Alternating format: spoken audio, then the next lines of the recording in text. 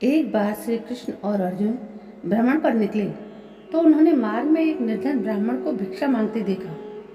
अर्जुन को उस पर दया आ गई और उन्होंने उस ब्राह्मण को स्वर्ण मुद्राओं से भरी एक पोटली दे दी, जिसे पाकर ब्राह्मण प्रसन्नता पूर्वक अपने सुखद भविष्य के सुंदर स्वप्न देखता हुआ घर लौट चला। किंतु उसका दुर्भाग्य उसके साथ चल रहा था। राह में एक लुटेरे ने उससे वो पोटली छीन ली। ब्राह्मण दुखी होकर फिर से भिक्षावृत्ति में लग गया। अगले दिन फिर अर्जुन की दृष्टि जब उस ब्राह्मण पर पड़ी तो उन्होंने उससे इसका कारण पूछा। ब्राह्मण ने सारा विवरण अर्जुन को बता दिया। ब्राह्मण की व्यथा सुनकर अर्जुन को फिर से उस पर दया आ गई। अर्जुन ने विचार किया और इस बार उन्होंने ब्राह्मण को मूल्यवान एक माणिक दिया। ब्राह्मण उसे लेकर घर पहुंचा। उसके घर में एक पुराना घड़ा था जो बहुत समय से प्रयोग नहीं किया गया था।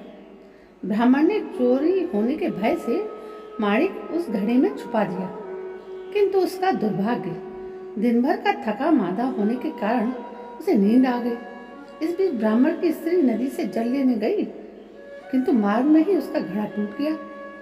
उसने सोचा घर में जो पुराना घड़ा पड़ा है उसे ले आती हूँ। ऐसा विचार कर वह घर लौटी और उस पुराने घड़े को लेकर चली गई। और जैसे ही उसने घड़े को नदी में डुबोया, तो माणिक भी जल के धारा के साथ बह गए। ब्राह्मण को जब यह बात पता चली तो अपने भाग्य को कोसता हुआ वो फिर से भिक्षावृत्ति में लग गया। अर्जुन और श्री कृष्ण ने जब फिर उसे इस दरिद्र अवस्था में देखा तो जाकर उसका कारण पूछा। सारा वृत्तांत सुनकर अर्जुन को बड़ी हताशा हुई और मन ही मन सोचने लगे, इस अभागे ब्राह्मण के जीवन में कभी सुख नहीं आ सकता।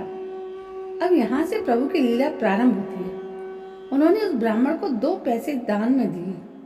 तब अर्जुन ने उनसे पूछा, प्रभु, मेरी दी हुई मुद्राएं माणिक भी इस अभागे की दरिद्रता नहीं मिटा सकी, तो इन 2 पैसों से इसका क्या होगा? यह सुनकर प्रभु बस मुस्कुरा भर दिए और अर्जुन से उस ब्राह्मण के पीछे जाने को कहा। रास्ते में ब्राह्मण सोचता हुआ जा रहा था कि 2 पैसे से तो एक व्यक्ति के लिए भी भोजन नहीं आएगा।